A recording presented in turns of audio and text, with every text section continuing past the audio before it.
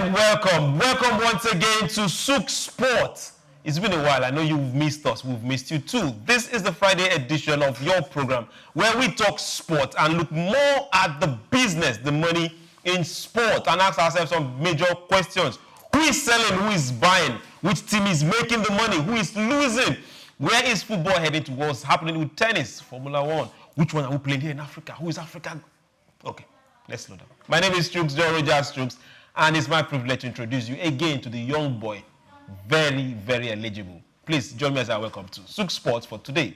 Chike, how are you doing? I'm good, thank you. Hello, everyone. It's been a while since we've been here on Souk Sports, and I'm excited to be here. Who will get excited for sports every time? Who won't be excited? Okay, now let's just go straight. For those that are wondering, the tennis is heating up. US Open is heating up as we speak. World number one Yannick Sinner says there is still room for improvement. That's after recording the 23rd successive match victory. Wow. You heard that right. And he is right now in round 3, and the big boys are still there, the ladies are still there, and they are still in contention. Also, the tears will not just stop flowing. You know who? Coco. She won, but she's still crying. Now, let's tell you one major thing that we know. Thrills the Fields will bring you every single thing as the qualifying rounds keep going. Remember, the prize money is something that you cannot just miss. 5 million for winners. 2.5 for runners-up. Well, first of all, we have to give a big up to Yannick Sinner. Worked very hard for it, and he got the result. And $5 million, that's not really a lot of money. I've actually heard more, but there is something for everybody. As long as you qualify for this particular tournament, US Open, you get something. Round of 16, 400,000. Round of 128, 128,000. Hey. Just qualify and win. Now, there's one thing most people don't understand. Once you see tennis, you think, hey, they've been preparing for this right from when they were kids. Yes. So it takes a whole lot. It's not just about a week and they are out. It's sport, and there's a whole lot of money in it. Now, Formula One. This is where we get to ask ourselves, is this positive news? Is it positive news? Now, the Dutch Grand Prix is coming. Lando Norris has fully admitted that even after victory in Hungarian Grand Prix, that he was not making very good decisions, and that life has not been easy for him. And that the title between himself and his teammate, Oscar, is something he's not too sure they can be really good friends. And it just sounds like him put himself under so much pressure during this period. So, congrats to him though, in winning it, but you should take a break. You should chill down. He actually won the race. Okay, now for those that wonder, these are teammates, McLaren teammates. But do you think this is, will you call it a positive competitive spirit, or just two young men going at it? I think it's just competitiveness, and the fact that they're friends makes it much more competitive. Like one wants to outrace the other and all of that, but kudos to them. It's not toxic. It's not toxic. Are you sure it's not toxic? In the era of Mercedes, we knew that Hamilton's teammate will let him win. They will work for the team to win. So if it's Hamilton that happens to be in the sports position, others will do their best to make sure no other team overtake him. But here we are seeing two teammates going at it. It's all good. And we wish him the best. Now the championship, in the championship, is 9 points. 9 points going into Formula One's summer break. And was his third win in the last 4 races. That is good. Different from what happened last season. Let's get to see. Red Bull, this is not their season so far. Yeah, it's unfortunate, but it's just one of those times. Like I think last season they were actually very hot. And definitely. This season they have dropped simultaneously. Somebody has just come to say, try me. Try me and see. Well, I feel they will actually come back next, if not this season, if they don't really pick up, I'm sure they'll come back next season or so. So it's not over yet. Red Bull is still a very great racing team. Ferrari and Hamilton? Well, at least they didn't have competition. They don't come back. Okay. They'll definitely come back. Okay, we're still here. Sports business. Now, Disney package deal lifted La Liga's UK income. You heard that from us. The eventual introduction of Disney Plus into multi-phase sales process helped La Liga boost its media rights income in the UK and Ireland. Disney is not just all about cartoons. Yeah, they're into so many things. And now it seems they're actually extending it and their tentacles to sports. They have already. They're not. They have. They have already. Buying rights. Yeah, and especially in La Liga again, of all leagues. That's actually a very major league, obviously, in Spain.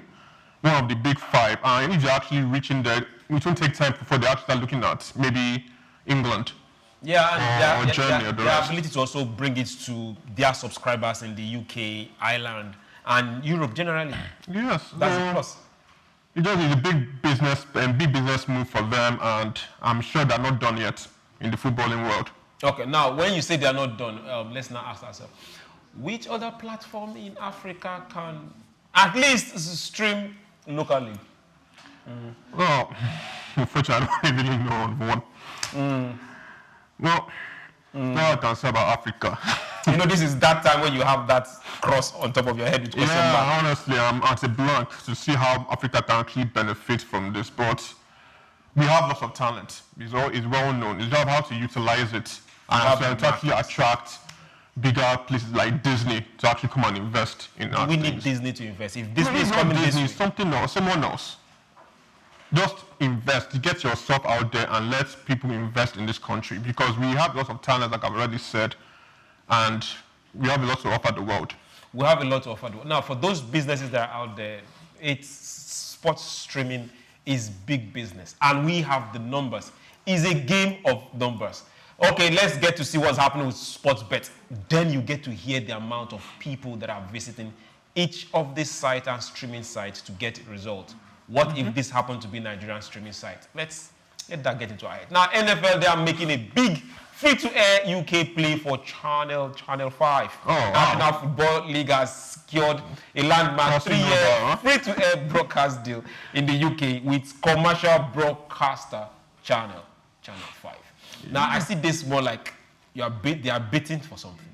Yes, Channel 5 is a very major channel in UK, obviously. Like, it's a local channel in the UK. And for the NFL to that cross over to London to actually gain those rights, that's, well, I can call it a bold move. A bold move. Yeah, it's a bold and it's move. free to air. Yeah, you know what, your Channel 5 is usually free to air normally. For now. That's where the catch is. It's free to air for now. For now. So when you are done baiting. Well, I guess it's just the first step in actually them streaming live for now. Who knows, they might have generated a lot before it finally goes commercial. Like I said, it's a bold move for NFL. Okay. Congratulations to them all the same. For those that are getting this right, congratulations to them. McLaren, they've added a naming right to MasterCard deal. This is sports business and we talk money movement. MasterCard will be the first sponsor to be integrated into McLaren's Formula One team name since 2013 after expanding its deal to include naming rights from the start of 2026. Back to F1, back to money moving, and back to great things happening. Okay, let's get to the sports that people know very well around here. That is one of the mainstay here in Nigeria and in Africa, to be precise. EFL Cups happened sometime this week, and there was a major upset. We did not. We are still buzzing about it on social media. Like Manchester United. Must we go there? Yes, we have to go there, obviously. Yes. Manchester United fans, I'm talking to you directly. My condolences and disappointment. Okay. While you talk about this disappointment, let's weigh it and look at monetary terms. Manchester United. Yes, that's where the most disappointment is coming from. Actually, they have 96 times the payroll of the fourth tier club that beat them. That's Brøndby. Now let that sink in. 96 times, which means Manchester United, they lost to Grimsby Town, a club in the fourth division of English soccer. Like I'm not even looking at. I can't mention two teams in fourth division. Okay, now you can mention Grimsby Town. Now you can this win was a great win for them. builds a great reputation because Grimsby is a very small town. It's somewhere in the outskirts of London, I don't know where. And the fact that in terms of Manchester United, 20 of their players' salary can cover the whole team for Grimsby. Not 20, one of the Manchester United players. That's 20 players, like just one. Of the entire major professionals, one of them will pay the salary of everybody. I'm talking about after like up to 20 players of that same caliber. You didn't add the coach. The coach inclusive. Oh, I did. Okay. Now, the Carabao Cup just started, and first match, Man U is gone. It was the biggest upset possible in terms of squad payroll differential. Manchester United pays its squad about 96 times more in gross annual wages than Grimsby. Hey, at 182 million pounds. Oh, wow. Based on the current This is funny. Compared to 1.9 million of the entire 20 players. More than 20 players. It's very funny and sad at the same time. Actually, just talking about this. At this point in time, our heart goes out to all the Man U fans. Don't take it personally. It's just sports. And we just tally the numbers behind the scores and behind the rhythm. Now let's get to transfers. What's happening? Transfers. Cowboys trade Person for Packers in $188 million deal. Micah Person has been traded from the Dallas Cowboys to Green Bay Packers in a blockbuster deal days before the start of the new NFL season. The defensive end will sign a 4-year deal worth $188 million. Now, this contract with the Packers that will make him the highest paid non-quarterback in the league's history, on $47 million a year. The Cowboys will receive, in return, 2 first-round draft picks and also 3-time Pro Bowler Kenny Clark as part of the deal. Not bad. Yeah, with all those figures, I think there's one thing that actually took us all of that. Okay. The keyword, non-quarterback. We know the quarterback is the main player on the team. Imagine what he's earning. And watch what this guy is earning right now. Like, there's lots of money in this NFL. Yeah, we'll get to talk about flag football very soon in the second part of this age, so don't go anywhere. We're just trying to tantalize your appetite. Now, Chelsea have also agreed $40 billion fee for Man United's Garnacho. Yeah, people were wondering, is he going to go? Who's going to take him? Yeah, Man United have said yes, he's going. Now, let's go. Chelsea have agreed a $40 million fee to sign Manchester United forward Alessandro Garnacho. The 21-year-old Argentine international was told to find a new club. That's a very harsh one. Ruben Amorim. Considering where he's coming from, that's a very harsh one. I feel this is Man U's loss, though. Garnacho is a very good player. Okay. That was not properly utilized. We saw glimpses. We saw how he played in Man U. I think the manager I feel that actually used him properly was who was the last Man U manager before the Arnold came in? Yeah. Solskjaer? Not Solskjaer. Van der. What's his name? Van der Sar? Not Van der Sar. Van Gaal, was it? Well, anyway, so that he was. Garnacho, he's actually a very proven player, a lot of good pace in the wing, and Chelsea have actually gotten a good player, a good striker in him. Compared to a striker. Chelsea? Yeah. They've gotten a good one. Well, one thing we know very sure about Chelsea this particular 4-5 seasons is that Chelsea, they are good at going to buy. Yeah. They might not play well, but at the end of the day, actually have? They will sell higher than they bought. Yes, like how many strikers will you have to get in your squad? Like, Chelsea are just buying. A lot. I see some good Anambra tactics in Chelsea. In the last 3 years, they've been buying and selling for profit. Well, I hope he actually made the right decision going to Chelsea. Like I said, there's so many strikers that might be in front of him. And for Man U's part, I feel they let a very good player go. And he doesn't come back to Old Trafford to bite them. Okay. But anyways, good luck to Garnacho in Chelsea. Okay, good luck to him. Also, Spurs are on the verge of signing 52 million Simmons. Okay, how will he fit in? No, let's get to find out. Spurs are about signing RB Leipzig's attacker Xavi Simons for 60 million euros. Oh, that's a lot. I don't know. Personally, Simons is a very good winger. And I feel maybe 60 million may be too much for his quality. Yes, it's good, but maybe like 55 or 50 will suffice for someone like him. But hey, it's a win for Spurs. They've gone through a lot this summer transfer window. They go through a lot. We need to investigate the details. Define going through a lot. Me actually talking in details now, I have to mention a certain club that have hijacked not one or two of their deals already. I think we both know who the club is, but I don't know. Okay, let's get into the details then. I was trying to be subtle. Okay. Arsenal hijacking Eze from them. Eze practically all signed, agreements made. Arsenal come in 2 hours later saying they want to buy, and he does a U-turn quickly. That was one. Then the second one is this defender that we are getting as well. So Tottenham fans have been crying. Okay. They've been brought from this whole thing. So this Simons thing is a win for them. Let them take it a win at least. Let them get a win. Give them the break. Okay. Good one for them.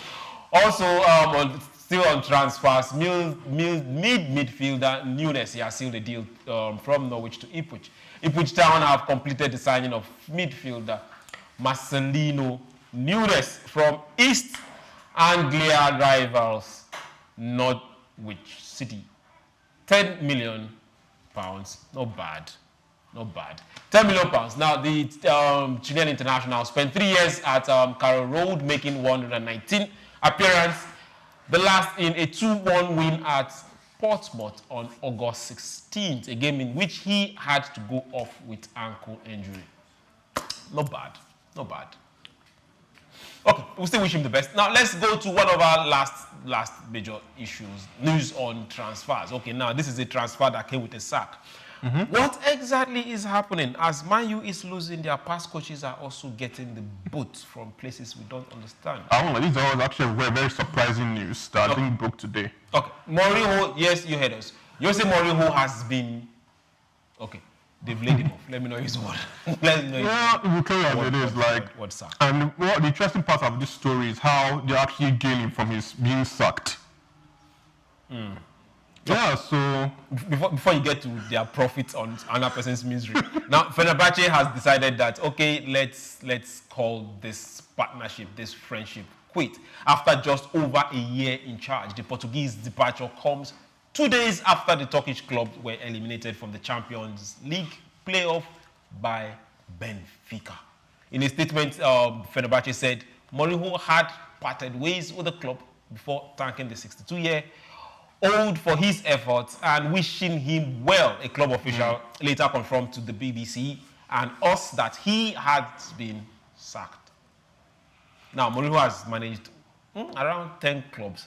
Yeah, one of the best managers of all time. Chelsea, Man U, Real Madrid, Tottenham, Madrid.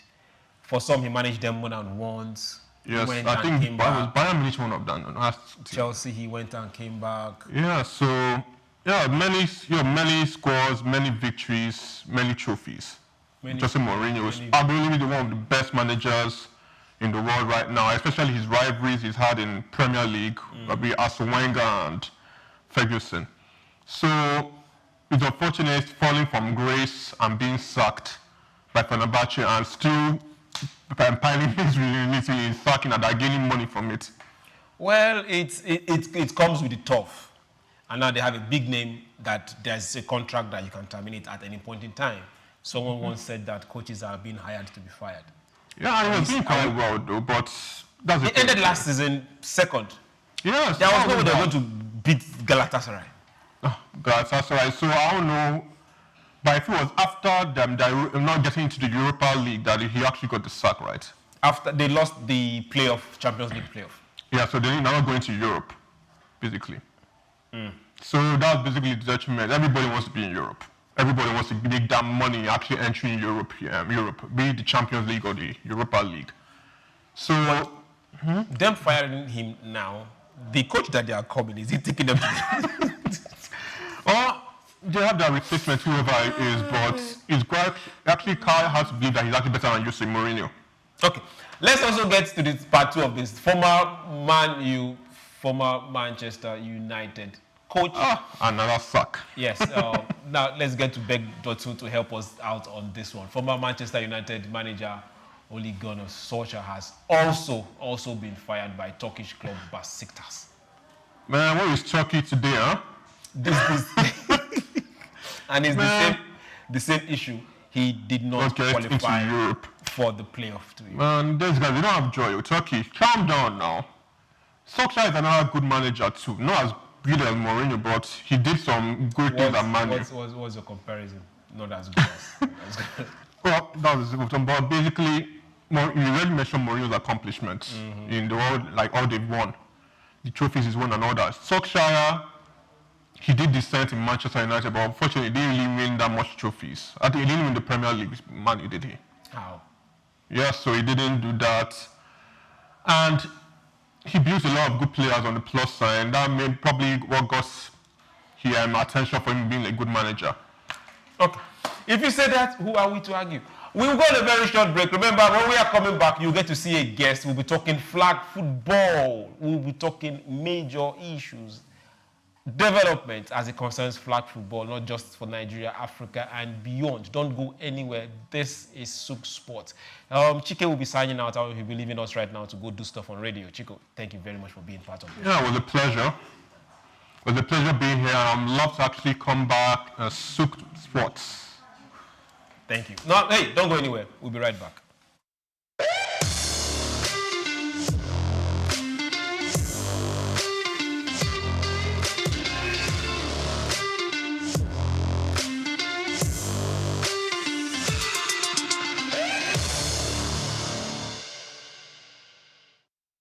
Tafawa Balewa Square, TBS. Tafawa Balewa Square was initially used as a horsing ground called Lagos Race Course. The edifice was constructed by General Yakubu Gowon in 1972 and named after Nigeria's first Prime Minister, Sir Tafawa Balewa. Tafawa Balewa Square is located at 45/57 Masi Bangboshe Street on Lagos Island, Lagos, and referred to as TBS. TBS is a 50,000-seater capacity venue and houses the Remembrance Arcade, the 26-story Independence House, which at a time was the country's tallest building. When Lagos served as the country's seat of government, the National Assembly Complex was within the TBS. Also in the square are the National Broadcasting Commission Office, the Nigerian Hydrological Services Agency Office, shopping centers, travel agencies, restaurants, car parking lots, and a bus terminal. Tafawa Balewa Square is adorned with beautiful statues of white horses and red eagles, symbols of strength and dignity. Our historic neighbors include the King's College and the Holy Cross Cathedral. Tafawa Balewa Square hosted some of the country's memorable events, such as the Independence Day in 1960, when Nigeria gained independence from Britain, the Armed Forces Remembrance Day, which is celebrated annually on January 15. The edifice is a national cultural asset. Tafawa Balewa Square, Souk Enlightenment.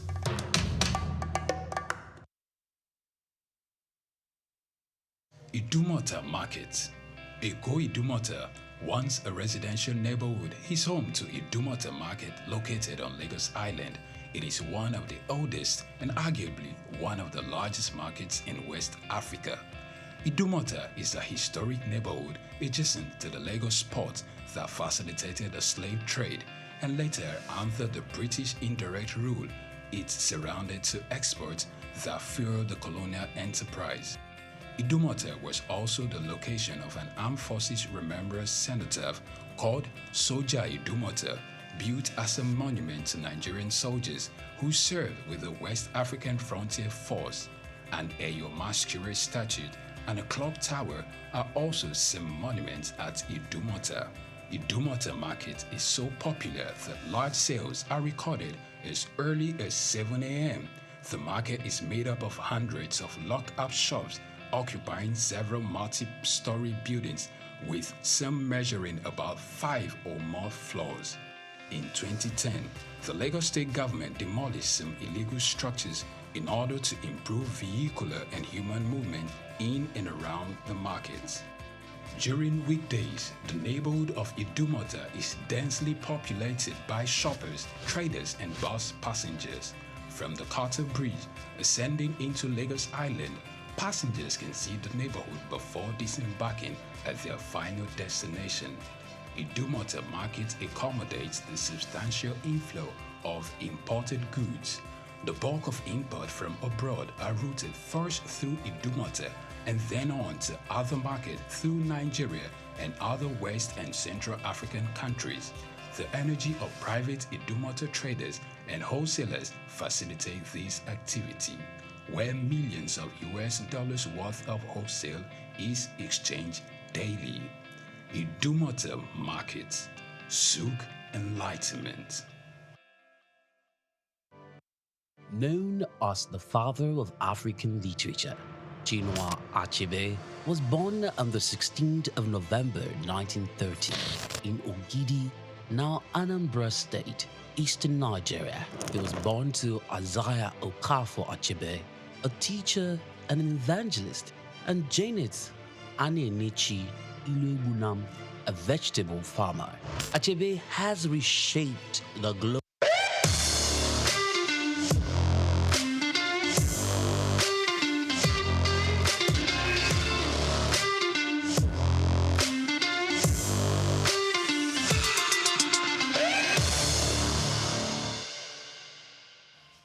Yes, welcome back. This is Souk Sports, and we are reaching you live from the biggest, most beautiful city in Africa, Lagos. If you don't agree, go to court. My name is Chooks, and you still know it's still John Rogers Chooks, and we are going to dwell and talk about flag football from now till you tell us to leave the set. And I'm here with one of the major pioneers pushing this particular, not just narrative, bringing the sports to us, playing the sports, coaching on the sport, and trying to tell Nigerians, hey, there is another way. Come to flag football. Your Excellencies, join me as I welcome to Souk Sports for the very first time, Mr. Coach, Player, Kenny Nwankwo. Thank you so much. You're welcome. Thanks for having me. It's nice Good to having be you. here. We've spoken several times outside cameras, and it's always inspiring hearing things come from you. Now let's speak in front of the camera. Definitely.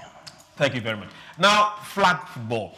I remember, okay, for reading and understanding, I know flag football. Now, how and in what sense was the easiest way you would tell people that are listening to us and asking, what's flag football? Or like, well, once you hear football, their mind goes to soccer. Yes. So what was the easiest way of telling somebody, that thing you used to see, that is flag football? The easiest way I could say it is it's a non-contact variation of American football. I think that gets people in the right mindset. They start thinking about the right things first. They think about the notion of throwing a football. They think about an oval ball with the points. They start thinking that, but I know it's off-putting, the contact. It's like, it's a cultural thing. We're not really used to that here. So the way I would always describe flag football is, imagine American football, but minus the hitting. You understand. Imagine American football without the hitting. Yeah. The slamming. Exactly, without the collisions and violence, yeah. Yes. Now, this will now make you understand that a lot of you actually played flag football when you were in school, but you didn't know it was flag football you were playing. But you were just playing just for fun. Yes, actually, if you see some of the games you end up playing just by default in school. Okay, so I wouldn't say flag, but I think most people in their time, we have touch football. So sometimes you don't have flags. Maybe somebody forgot the flags, they didn't bring them. So it's just either one hand touch or two hand touch. We have some variations where they make a rule where you have to touch them below the waist. So two hand touch below the waist. For example, if you're running and I could touch you with one hand easy, but it's hard to touch it with two hands, With at, two the hands. Same, at the same time. Okay. So I think many people, if they truly audit their secondary school like experience, their high school, like, you know, playing in the playground, you end up realizing that some of the games you played ended up being, at least at the very least, touch football, two-hand touch. So that's you're right. That's a great observation. So now, for Nigerians that are out there, let's also get to tell you that. Now, you look at football, that happens to be one of the major mainstay sports. There is flag football. And for those that are wondering, flag football is not just a game, it's a full-fledged professional game, full-fledged professional sport that you can actually build a career on. It doesn't matter how long or how short. Now let's talk about it and ask ourselves this particular question. Where are we? It's not all about football. Now, tell us, how has flag football developed in Nigeria from when you came in, what you saw, to where we are right now? Okay. In the time that I've been here, so that's 2022 till now. Okay. To be more specific, the middle of 2022. We've taken lots of strides. The game has grown dramatically. The seriousness of the sport has grown dramatically. The stakes have grown dramatically. And I think, obviously, with the NFL, like you were saying earlier, discussing this big NFL deal with Channel 5 over in London, the United Kingdom has just been introduced to football, I guess, officially from a grassroots television perspective. The NFL, all the strides they're making have grown the sport dramatically here. We've had a lot of activity. Certainly in the 3 years I've been here, there's probably been 3, 4, 5 times as much activity as happened in the 3 years before I got here. So we've made lots of strides. I'm very impressed, and if we stay at this pace, we'll be in a very good place in a decade. Okay, in a decade, in 10 years, we'll be in a very good place. Now let's talk about the flag football, the tournament itself. Yes. Now we have a league here. Yes. And people, I guess you don't know. I caught you on that one. You don't know. Tell us about the league. Okay, so we have a league. It's called the Community Flag Football League. Okay. It contains the oldest original flag football teams in Lagos. Okay. It's a community set-up league where we play a season, then we enter a knockout round of the playoffs, and we have a championship, and there's a ring. Like, this is my championship. I just recently won. My team just recently won the Community Flag Football League championship. Okay. In June. So you win your championship, you get one of these and a trophy. I didn't bring it, it's at my house, and a medal. And we've been taking this very seriously for about 6 years now. So I came in and met the league already going on.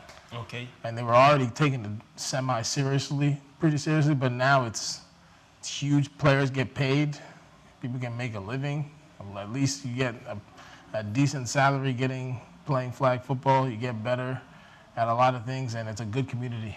And it's a very good community. That's one good one. Now, when we were talking, you told us about that we've not just played the league, now we've gone beyond Nigeria. Yes. And we've played an African championship. Tell us about that. Yeah, so we prepared IFAF.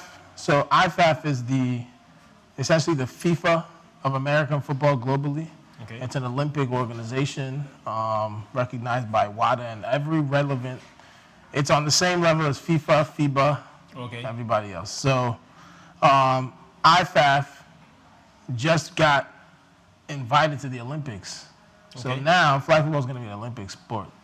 That now led to them realizing that we needed to have an African. In order for it to be an Olympics, it has to be global. The whole world has to have a chance to compete in it. So they had to have an African Continental Games leading up to the Olympics. Okay. So this was the inaugural one. It was sponsored by the NFL Africa. Shout out to them. And I just want to say big shout out to Osi Umenyiora, who is the co-host for that NFL show in London in Channel 5. Okay. He's one of the hosts, and he's the head of NFL Africa, and he's been a big supporter of the sport in this continent. So basically, we had to have a continental championship to decide who's the best team in Africa who's going to go represent the continent in the Olympics. We prepared starting in March. We really started in January preparing to build a team. Did a lot of sacrificing, spent a lot of money, put together a good group of guys, put them through a process, got them up to speed on, I guess, in my opinion, the highest level we could have gotten to. And then we went to Egypt, had a pretty tough tournament, especially the first day, played 3 games in 1 day. Very tough. A lot of people got banged up, but we were able to sneak out, and if you look it up, we beat Egypt. Egypt beat us in the round prior. They beat us on day 1. They beat us by 9 points, and we went on to face them in the championship, and we beat them by 1 point. So it was tough for the women. For the men. The women, they dominated their competition pretty impressively. The championship game was a wide margin. They dominated. I'm very proud of what we were able to do. As I think it's a testament to the level of the football that we play. I think we keep it quiet. We don't do admittedly, we haven't done a very good job of publicizing what we're doing. So I think the rest of the continent was a little bit shocked at how high the level of play that we were bringing to bear. So it was a great tournament altogether. We got there, we made a lot of friends. Obviously, on top of the fact that we were competing with African Unity, and it was awesome to meet all these competitors. But we came there to do one job, and that was to dominate, and we did. And I think it's a testament to the grassroots program and ecosystem that we have here locally. Okay. Now, so Nigeria will represent Africa at the Olympics? Yes. What about the World Championships? No. Sorry. Nigeria will represent Africa at the World Championships next year in Dusseldorf, in Germany. Okay. Thanks to this win. Thanks to this win. Okay. Then, based on our performance at the World Championships, we will be able to make it to the Olympics. So without qualifications. No. So there's a process. Okay. You have to win at least for Africa, because we're not that deep. Okay. Only our champion has a berth. In other so North America gets more than one entry, but because we just started it, they've been doing IFAF Continental Championships for years now. We just had our first one. Okay. So we appreciate the opportunity. So we'll get to go represent Africa in the World Championships in Dusseldorf, and if we do well enough, I believe, if I'm not mistaken, if we're able to make it into the top 12, we're currently number 16 in the world. So if number 16? Yeah, we're 16 in the world, the men, and I believe our women are ranked a little bit higher. So I think that if we can get, the rankings haven't come out yet, by the way. So IFAF has a process to remove.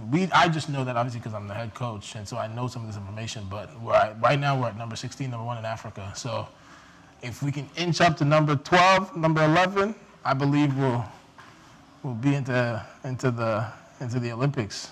Okay. Is one thing to dream, is another thing to work on it.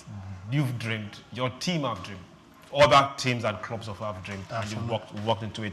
Now, by the time you're introducing yourself to people or other organizations or money bags that don't even know about the sport or the game or the level at which we've come to, Absolutely. you are introducing yourself with, hey, we are champions. Yep. Show some respect here. No, I love I will it. say congratulations to you and to us. Thank you now so much. let's talk about how do we get to introduce this sport to younger people? How do we get to introduce the sport to younger people? Well, I think we're doing a lot of work now. Like the Community Flag Football League has partnered with NAFA, which is the Nigerian American Football Association, which is the Nigerian Federation for American Football here. Okay. CFFL, which is Community Flag Football League, and NAFA are in a partnership for a collegiate to train and develop a collegiate league. Okay. We have some universities here who are participating, FC Akoka, LASU, Unilag, I believe Covenant, and a couple other schools. And then NAFA also has the National Secondary School Flag Football League, which is ran here locally. Okay. And there's a champion every year. The championship game is called the Aketi Bowl. We're on Aketi Bowl 4 now. We're about to go into season 4. We've done 3. So there's a lot of youth. I know, for example, on our national team, on my team, I know Wilson Christopher, Moye Chukuma, Divine Ayogu, aka Arrow. These 3 guys, they come from the NAFA youth program. So they played in the NAFA Secondary School League. So we took at least 3 of our national team players come from our NAFA youth infrastructure. So it's paid off the youth to national team pipeline. Okay, We let's just need to grow that. Let's look at location now. A lot of this information and activities is happening on this side of the divide, Lagos. Do you have representations or activities sport-wise going on in other geopolitical zones? Yes. So we are heavy in obviously Lagos, Ogun State. Ogun State Flag Football League does a good job. Ogun State is major Lagos.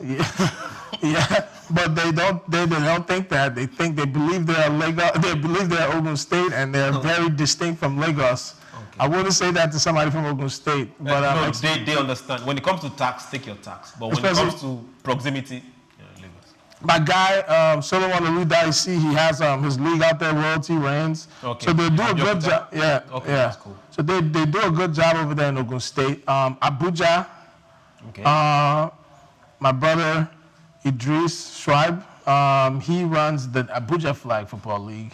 Okay. And so they've been going on for some years now. NAFA has expanded dramatically. We were before the national tournament, before the African Championship, we had penetrated into Calabar. Right before we left, we went into a lot of the north, central, northeast.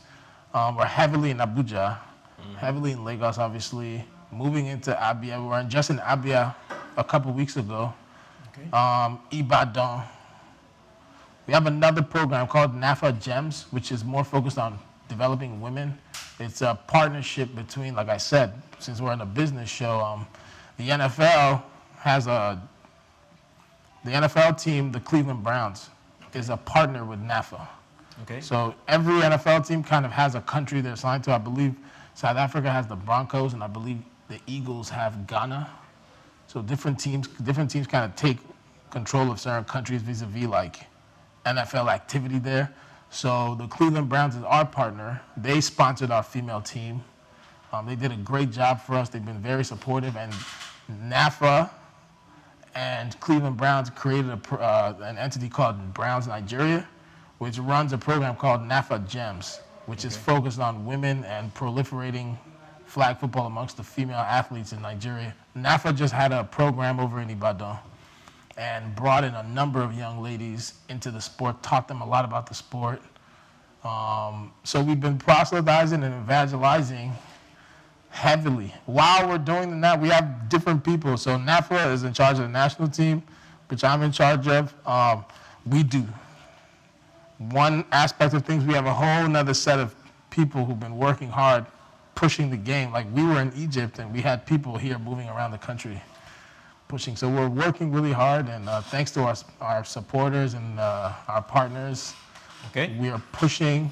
We've brought it to about 14,000 youth in the last 5 years. And based on the way things are, and with this partnership with NAFA and this extra attention and the success that we've had, hopefully we'll be able to do another 14,000 in the next year. Okay, that's a good projection.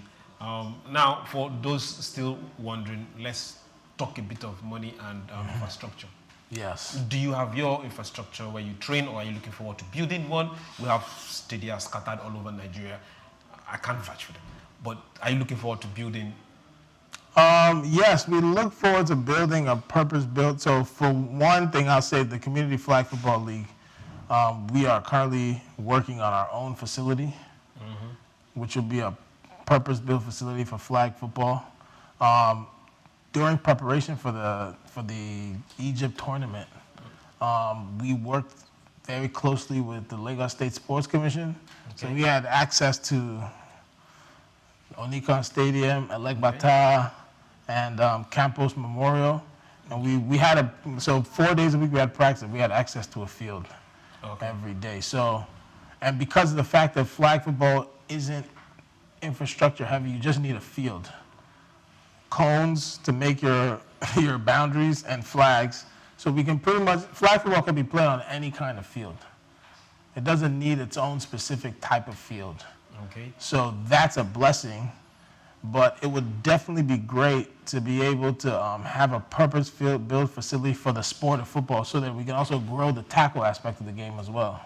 Okay. Then let's talk a bit of money. Aside the partnership and the sponsorship that is coming from the NFL and other bodies outside, have you started seeing that in Braze and Nigerians seeing the sport as their own and corporate bodies coming in?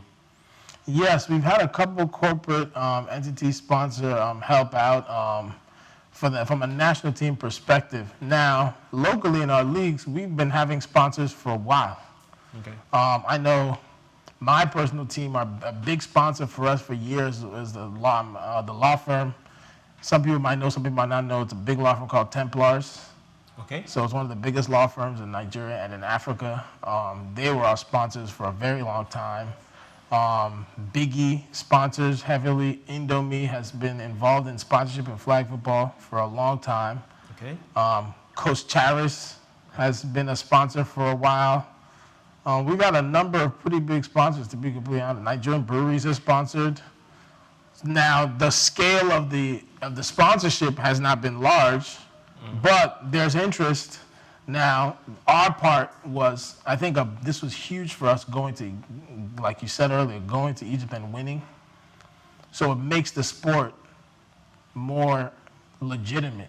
It seems less like a hobby now. It seems less like an activity that Bati Island kids love to do on their free time because they miss America. You understand what I'm saying? I didn't go there. Yeah. You said it. That's what the sport ends up seeming like. So it was definitely good for us to go out there and win, get that legitimacy, get that, like, okay, we're serious and we're not playing around, and we go to other countries and dominate them, and they must respect us. And so hopefully these connections that already exist, the scale of investment can increase. Okay, our time is almost running out, but which sports commission do you subscribe to? The sports commission. Which national sports commission? Do you have a sports commission in Nigeria? Like football have NFL, basketball have do you have a sports commission? Yeah, you mean like a federation? Yes, a federation. Yes, it's NAFA. That's NAFA. With government federation. Yeah. Okay. So like NFF is okay. So NAFA, we have partial recognition from the NOC, and we're fully recognized by the NSC. To be frank, when we went to Egypt, we took 2 members of the National Sports Commission with us to Egypt. They accompanied us. You work directly with the National Sports Commission. Yes, National Sports Commission. NAFA. Are you looking forward to having something like NFA for you? That's what NAFA is. So NAFA is the Nigerian American from the Nigerian American Football Association. Is it government or private? It's private, but so is NFF. So a lot of people think these are private organizations that are government recognized to regulate the sport. For example, like Nigeria Basketball Federation is not a governmental. Yes, it's not government, but they have government backing. That's what NAFA is. Back to law. So that is what NAFA is. Good. So now we should now start looking and preaching this organization so that people will know them. Absolutely. Beyond just the game itself. Absolutely. That gives a whole lot of strength. You look beyond the people and see that there are bodies that are ready to push this. Now, let's go to the last tag that I wanted to ask. Now, we get to see football for us by us. Football for us by us. Yes. Absolutely. Yes. Why? What do you mean? Explain that. The football for us, that is more like your motto. Okay, I yes. saw it on the jerseys. On the CFFL jerseys? Yes. Yes, Football well, for us by us. so it's more of like the notion that like we have our own grassroots thing going on. Like we play this sport locally in our own way. The way I would like my goal is for us to be like a Brazil Okay. of Africa. So soccer is an English sport, I believe, right? Correct? It's founded in, but Brazil is taking it, you would think it's a Brazilian sport. If you went to Argentina, you would think it was an Argentinian sport. See the way they take it? That's how we want the sport of football to be here. To where a child, like I'm sure most Brazilian kids, if you ask them, they don't know that soccer wasn't invented in Brazil. You know? Okay. They feel like it's a Brazilian sport and we love it and we play it. That is our goal for the sport of football in this continent, in this country, and the continent at large. And I think the NFL agrees. Okay. Okay. Your pattern was we are leaving the studio now. They're telling us to pack and Unfortunately. forge ahead. Now, what you are a coach for the team. You are not just a coach. You've been a player outside here and here right now, and you're pushing this particular sport. What will you say to the people, to government, and other bodies when it comes to flag football? Okay, what I would say to the government and other bodies is that we have a fledgling sport that's growing, that has the ability to unlock so much hidden potential in our country. It's a new sport. It has the advantage of being fresh. It has the advantage of having a larger entity called the NFL that is bullish on growing it, which means they're motivated. They have a vested interest in the growth of the sport. All they would need is a green light from government and local entities to make them believe that it's worth their while to push that. And then also for people like us who are down here locally pushing the sport, definitely just like essentially ease of doing business, making it a little smoother. Obviously, I know it's easier said than done, and like a lot of things have to change, and someone who's sitting in government right now can't just wave a magic wand. But there are definitely people who can do a lot. And private companies, that's from the government standpoint, private companies, I would like them to understand that the sport of flag football has a huge economic potential. If you just take a look at the fact that the NFL, out of the top 20 most valuable sports organizations in the world, the NFL has 8 of them, 7 or 8 of them, and it's a sport that's only played in one country in any real way. How valuable would the NFL be if it was played globally? Now, imagine if we could replicate a similar situation here in Nigeria. Possibilities. Here it's all about Souk Sports. Here we tell you that there is business in sport. And we'll keep screaming it and pushing it in your face until you see it. Remember, hey, we can't keep chasing oil to dry up one day. The talent you build today will feed us tomorrow. Thank you very much, Kenny, for being part of this program for today. Thank you so much. Thanks for having me. It's been a pleasure having you. You too, man. Appreciate it. So, hey, remember, you out there, be nice. And go out on your own and, hey, check up our channels. Find out more about flag football. Go on social media. Let's talk. Ask us questions. Talk to us. Let's talk back to you. Let this conversation not end now. Let's continue from here. Remember, for every Man U fan out there, we love you, so don't take it personal. We'll get to do this again next week. My name is Chooks, John Roger Chooks. Be yourself and have yourself a very good, splendid weekend.